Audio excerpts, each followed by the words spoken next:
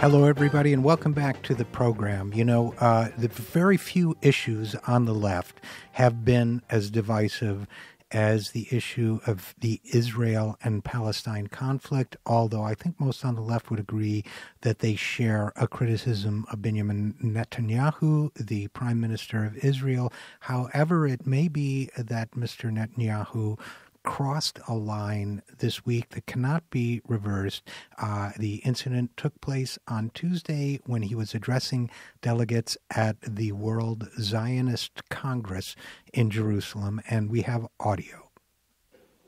And this attack and other attacks on the Jewish community in 1920, 1921, 1929 were instigated by a call of the Mufti of Jerusalem, Haj Amin al-Husseini, who was later sought for war crimes in the Nuremberg trials because he had a central role in fomenting the final solution. He flew to Berlin. Hitler didn't want to exterminate the Jews at the time. He wanted to expel the Jews. And Haj Amin al-Husseini went to Hitler and said, if you expel them, they'll all come here. So what should I do with them? He asked. He said, burn them. And he was sought during the Nuremberg trials for prosecution. He escaped it. Later died in cancer after the war, died of cancer in Cairo. But this is what Haj Amin al-Husseini said. He said, the Jews seek to destroy the Temple Mount. My grandfather in 1920 seeks to destroy the Al-Aqsa Mosque. So this lie is about 100 years old.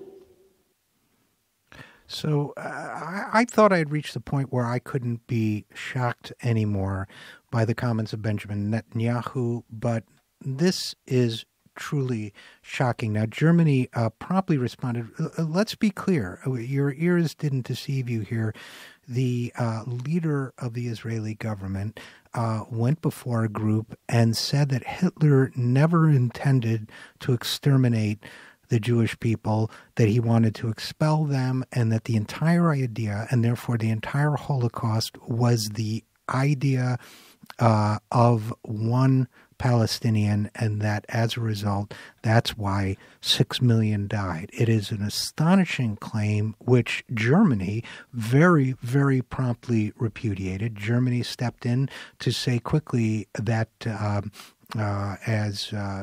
as Reuters reported, the Chancellor of Germany, Angela Merkel, sent out her spokesman, and he sent this, quote, all Germans know the history of the murderous race mania of the Nazis that led to the break with civilization that was the Holocaust. This is the government of Germany's spokesperson. The government spokesperson went on to say, quote, this is taught in German schools for a good reason. It must never be forgotten, and I see no reason to change our view of history in any way. We know that responsibility for this crime against humanity is German and very much our own. Now, Netanyahu's only attempt he didn't retract his statement. He said later that his remarks involved, quote, no intention to absolve Hitler of responsibility for his diabolical destruction of European Jewry, end quote. But what he was doing, and let's be very, very clear about this, what he was doing was saying that it never would have happened if a Palestinian hadn't thought of it, and that, in fact, Hitler had no intention originally of ever exterminating the Jews. Now, there are a lot of horrific problems with that, but some of them, the most fundamental, are factual, as was reported in Slate magazine by Ben Mathis-Lilly. He is the writer. Mathis-Lilly reports that hundreds of thousands of Jews had already been massacred by the Nazis, along with other their fascist collaborators, by the time that Hitler met with this Palestinian individual on November 28th, 1941. A systematic mass murder operation had already begun at Chelmno in Poland, and a systematic euthanasia program had been operating since 1939. So, in other words, Hitler was already well underway with his mass murder of the Jewish people when he met with the person that Netanyahu describes as the Grand Mufti, Haj Amin al-Husseini, a Palestinian nationalist. Now, it sounds all very grandiose and so on to call him the Grand Mufti. It suggests that he was the leader of the Palestinians and so on. As far as history was concerned, Haj Amin al-Husseini was a very bad character, very despicable, Nazi collaborator. All the terrible things you want to say about him that are true would be plenty. He's a bad guy, but in no way was he ever acknowledged as the leader of the Palestinian people. He cozied up to the Nazis. They tried to puff him up to be something that he was not. Why does this all matter?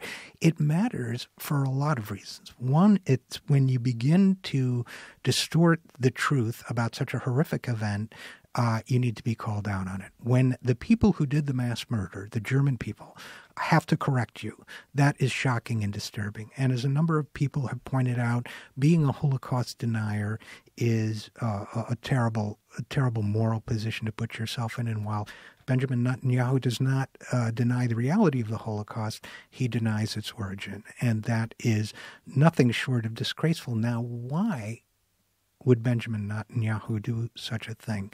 Could there be a cynical calculation behind it? I think there could be. In other words, we are seeing a point in history where the world's population is increasingly horrified by brutality against the Palestinians. We have seen a situation so desperate that if you care about the survival of Israel, you should not be supporting such a violent and oppressive policy, because as people are saying about the young people who have been conducting stabbings and so on, it's very hard to stem that kind of unorganized uprising. There's nobody to negotiate with. It is an expression of frustration when even nonviolent protesters can wind up being killed by the authorities and yet not and have no opportunity for prosecution against those who killed them.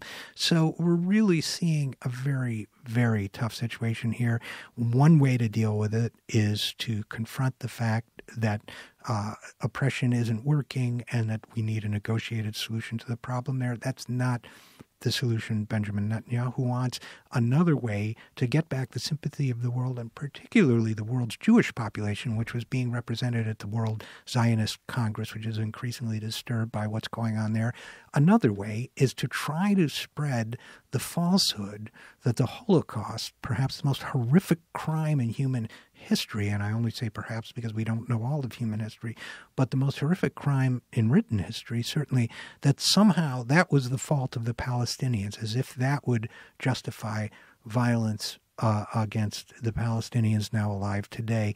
I can think of no other explanation why Benjamin Netanyahu would say or suggest such a horrifying thing. But if the time hadn't come before, the time has come now for all good people of conscience of every faith to reject this man and what he stands for, to demand a two-state solution, to demand a negotiated solution, to demand full rights for the Palestinians and full safety for all people, Israeli and Palestinian, in the Middle East.